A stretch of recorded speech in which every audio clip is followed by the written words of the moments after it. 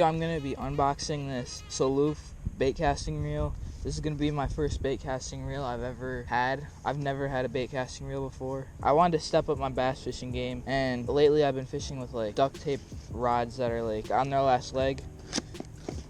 This isn't like the best quality reel, probably. I don't know, I haven't seen it yet. So first, when we open it, it comes in this carrying bag for traveling. And then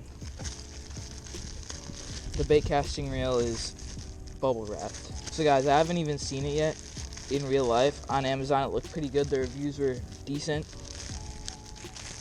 This wasn't a high-end reel, but it's my first reel. Oh, this is sick. Guys, look at this. It's the black graphite version. I like the shape of it too. It wasn't too big. It just feels smooth. Has a star drag. Has just like basically everything that the average bait casting reel has. It was pretty cheap though. It feels like durable. It doesn't feel like cheap plastic. Like it's got some weight to it, you know? Like you can tell when something's cheaply made. This is like has a decent weight and everything. So apparently this is made out of graphite. So the graphite body, yeah. I like the little sparkle to it. That's pretty cool.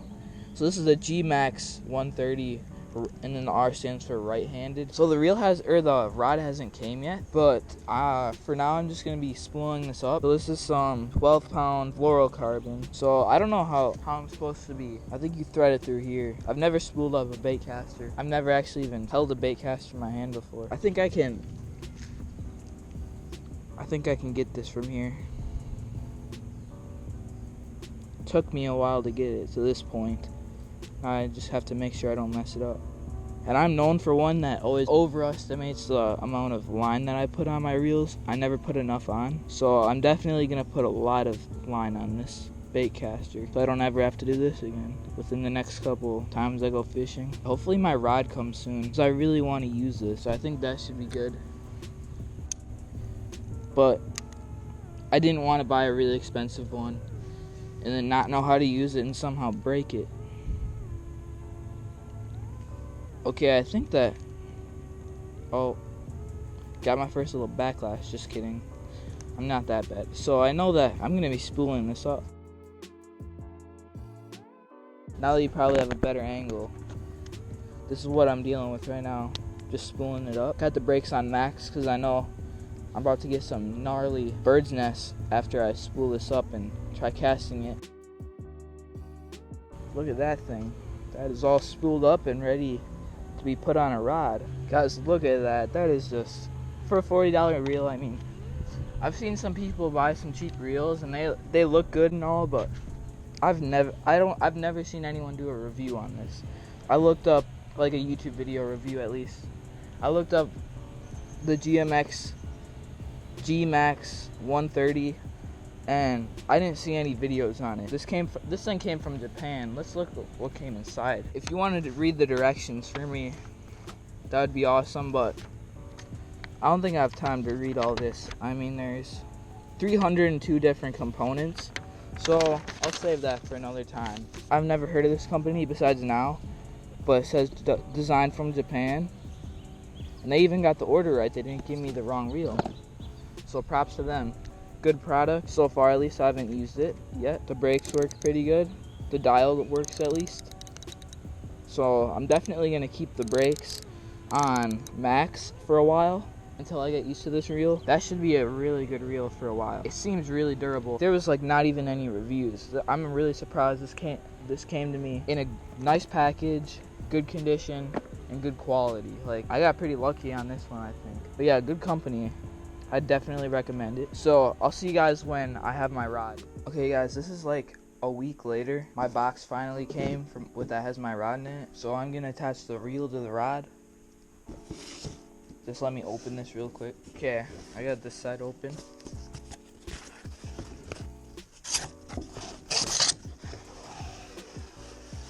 Oh, it comes in a rod case as well. I can travel wherever I want now. I got a case for my rod and for my reel. That's it.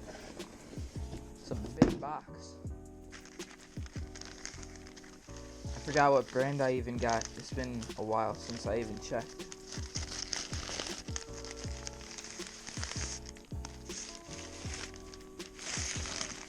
There's the bottom part. Ooh, look at that. That's looking nice. And there's the tip. This is a 7-foot rod. I'm gonna put this together. I'm sorry guys, it was really rainy out. I had to come down in the basement. I just wanted to set this up as soon as possible, guys. I've never had a rod this long before. That looks really long for me, at least, because I usually use like the 6-foot rods and like even smaller than that, but this just looks really long to me, at least. So this is a medium heavy 7-foot rod. This Elite Hunter fast action. It looks pretty good. It was either $42 or $48, somewhere in there. And then this was also around that price area. So let's get this hooked up here. I want to see what this looks like. There we go. There's my first bait casting rod. The material on the rod just feels good. It's so long though compared to what I usually use. I wanted to get this all set up as soon as possible. Placino Elite Hunter 702 MHC, which I think means medium heavy. A lot of the videos I was watching, like nobody I really know uses a Baitcaster, so I didn't really know what type of action I should get, but after watching a bunch of videos, most of the people were saying to get a medium heavy. So I'm gonna probably just tie in a washer or something just to practice with, so that when I go on the water, I don't cast right away and just get a bunch of huge backlashes. So I'm gonna slowly get used to this reel. I'll see you guys the next time it's not raining. Okay guys, today we're gonna be fishing a very weedy area. Has a lot of grass, and our lure of choice today is a washer that I found in my basement on the floor. So this is gonna be the first time. Well, actually, I casted a couple times off camera. I was just practicing because surprisingly I got a couple bird's nests, but they weren't that bad. Like I got them out within a minute or two. So this is my first cast on camera. And the key to not get a bird's nest, I found out, it's not that hard actually. It's like right before it hits the ground, you just gotta put your thumb on the spool. And I'm not on the max braking system anymore. I'm on the 5 instead of 10. So I'm on half the braking system. You don't go that much farther, but that was a lot farther. You go like a lot far, like you don't go a lot farther when you decrease the brakes on it, but you go noticeably farther.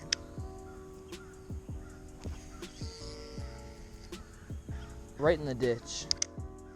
That's probably like 50 feet that I casted right there. Pretty far for my first day of ever using a Baitcaster. I didn't want to use like a hook or anything because I knew I'd just get caught up in the grass. But I actually practiced a little bit of pitching too. I've just been watching a lot of YouTube videos since I was so anxious to get my rod. But yeah, it's not that hard. Like all the YouTube videos I was watching of people with their first Baitcasters, like they all looked like it took them like a long time to learn. But I've only been out here practicing for an hour. Only had a couple small bird's nests. Don't you guys like the sound of that? I know it's not a digital chip one, because those sound like really cool. But for just like a $40 reel, I didn't catch any fish on it, obviously. I've just been casting around in my yard. But for this $40 reel and rod and reel, they're both around $40 or $50. So far, I'd recommend it for sure. There's not that many rods like this, or reels like this. I mean, the rod, obviously, you can probably find rods like this, but if you want the one I'm using, I have the rod and reel linked in the description. Right when I say that I get a small bird's nest, that's like nothing though. You can just get that out easily. But I haven't gotten anyone that's like really bad yet. So when you get that little knot there, this guy told me, like you just pull it out until you get to a knot, and then you click it down, and you just put your thumb on the spool and turn until the knot comes out. I don't know how it works, but somehow it works. Then you open the spool again. I keep doing it. Keep pulling out line.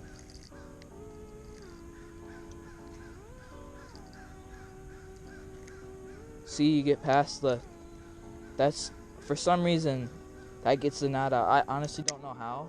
It doesn't make any sense to me, but it worked. Then you can go back to fishing if you have a little backlash. Next time you see me, I'll probably have a fish on, so that'll be exciting. Okay, see you guys. Oh, what? I was just reeling it in. See? First fish on the Baitcaster.